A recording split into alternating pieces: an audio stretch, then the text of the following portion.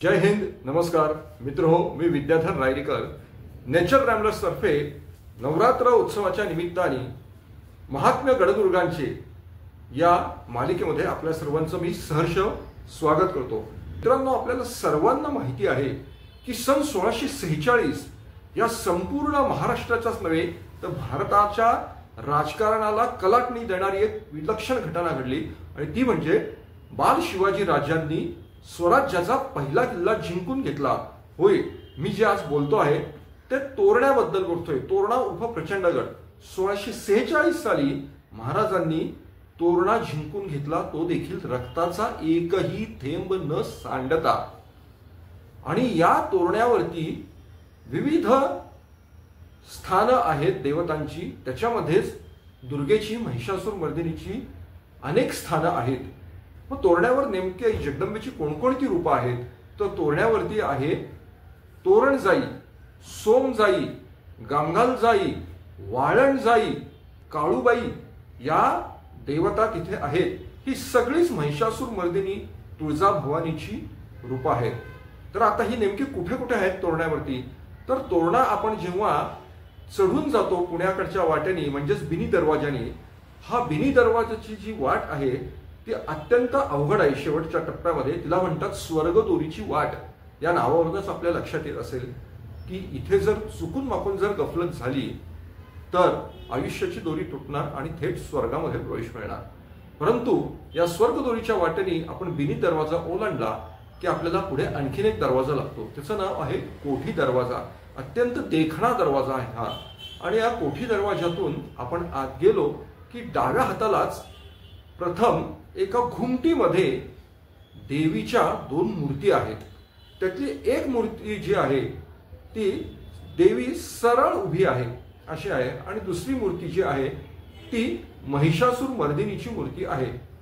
आणि या दोन्ही मूर्तींचं वैशिष्ट्य असं आहे की या दोन्ही मूर्ती चतुर्भुज आहेत.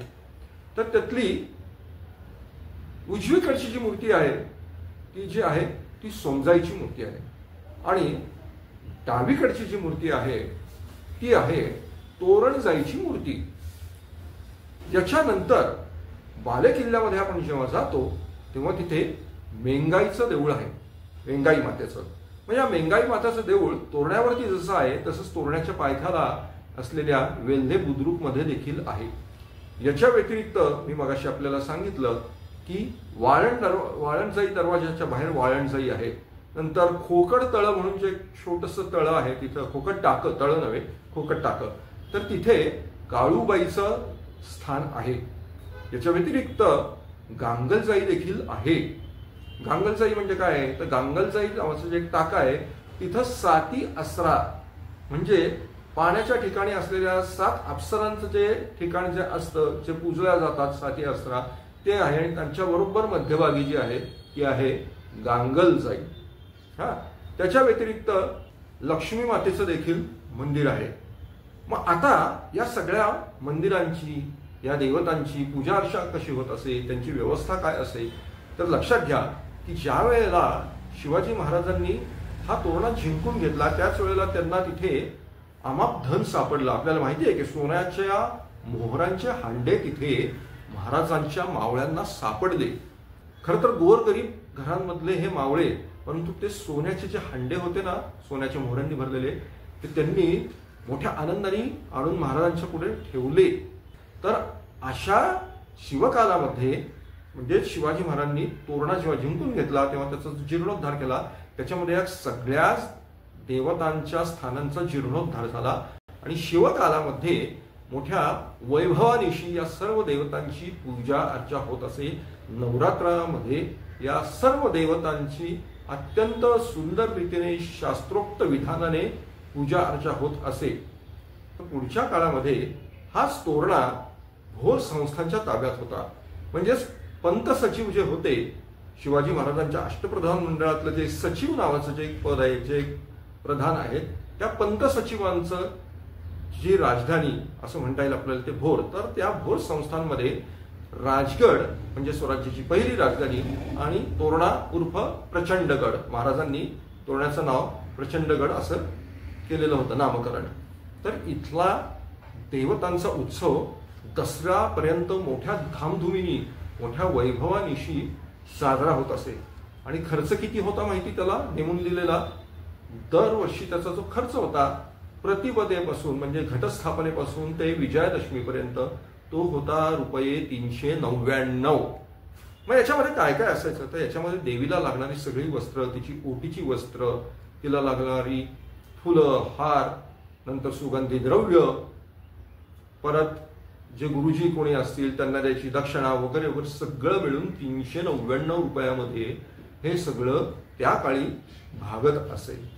आणि काय काय व्हायचं त्यावेळेला, किंवा यांना आता दागिने होते देवतांना या विशेषतः मेंगाईला, तर मेंगाईचा सोन्याचा मुखवटा होता मित्रांनो त्यावेळेला। मेंगाई मातेला तो सोन्याचा मुखवटा त्यावेळेला नवरात्रात घातला जात असे। त्याच्याप्रमाणेच तोरणजाई देवीला चांदीचे 2 मुखवटे होते, सोमजाईला एक चांदीचा मुखवटा होता। याच्या व्यतिरिक्त छत्र, चामर ही त्यांची जी सगळी राजचिन्ह जी आहेत ती होती। पालखी होती। मेंगाईच्या देवळामध्ये लाकडी समया देखील होत्या, होय लाकडी समया होत्या, आणि त्यांना लावायची पितळाची आच्छादनं देखील होती। आच्छेर तेल त्याच्यासाठी दररोज वापरलं जात असे त्या समयांसाठी, त्या नंदादीपांसाठी। आणि मग घटस्थापना जी व्हायची ती अश्विन शुद्ध प्रतिपदेला होत असे। तर त्यावेळेला भोर संस्थांचे सर्व कारभारी ते जे असत ते प्रथम ट्रेझरीमध्ये जात असत, कारण हे सगळे दागिने जे देवीचे होते ते तिथे ठेवलेले असायचे। मग ते पोलीस बंदोबस्तामध्ये आणि मानकऱ्यांच्या संरक्षणाने गडावरती आणले जात असत। संध्याकाळी 7 ते 7:30च्या सुमारास घटस्थापना तोरण्यावरती होत असे।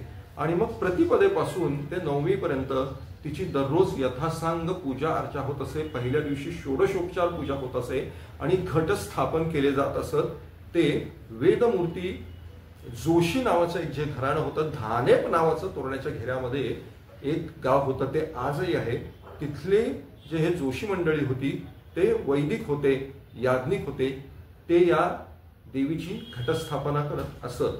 त्यानंतर दररोज तिथे सकाळ संध्याकाळ पूजा अर्चा होत होते, संध्याकाळी आरती होत असे। सप्तमीच्या दिवशी गडकरी आणि बाकीचे मंडळी मानकरी वगैरे मिळून साधारणतः 200 लोकांना तिथे भोजन प्रसाद होत असे। सप्तमीच्याच दिवशी तोरण्यावरनं शिपाई निघायचा भोर संस्थांचा आणि तो घाट उतरून खालती जायचा वरंधा गावात। वरंधा गाव म्हणजे वरंधा घाट जो आहे प्रसिद्ध वरंधा घाट, निसर्ग सौंदर्यासाठी अत्यंत प्रसिद्ध आहे। त्या वरंधा घाटाच्या खाली वरंध नावाचं जे गाव आहे तिथे जात असे। आणि कशासाठी तर कमळं तिथे मिळायची उत्तम, कदाचित तळं वगैरे असेल तिथे, तिथल्या तळ्यामधनं ते कमळं घेऊन यायचे। अष्टमीला हा शिपाई तिथे येत असे आणि मग नवमीला खांडेनवमी साजरी केली जात असे। या संपूर्ण कालावधीमध्ये तिथे सप्तशतीचे, दुर्गा सप्तशतीचे पाठ होत असत, नवचंडीचा होम देखील होत असे। आणि मग विजयादशमीचा जो दिवस उजाडायचा त्या दिवशी मोठ्या धामधुमीने सीमोल्लंघन केलं जायचं।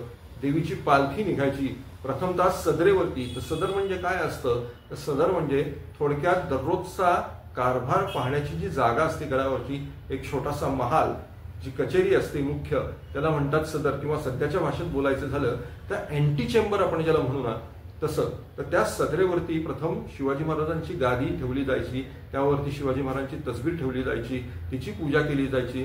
बाजूला देवीचं सगळा तसबिरी वगैरे असायचे। गडकरी यायचे तिथं, महाराजांच्या तसबिरीला ते मोठ्या भक्तिभावाने मुजरा करत असत आणि मग तिथून ही निरोपण निघायची। आणि अशा पद्धतीने मोठ्या धामधुमीने वैभवानिशी तोरणगडावरती या सर्व देवतांचा उत्साह मोठ्या उत्साहाने, भक्तिभावाने, एकोप्याने साजरा होत असे।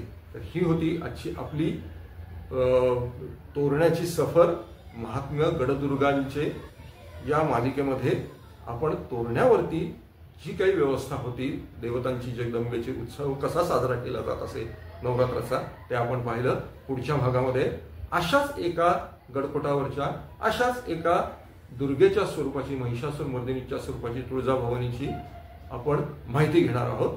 तोपर्यंत आपल्या सर्वांना माझा नमस्कार।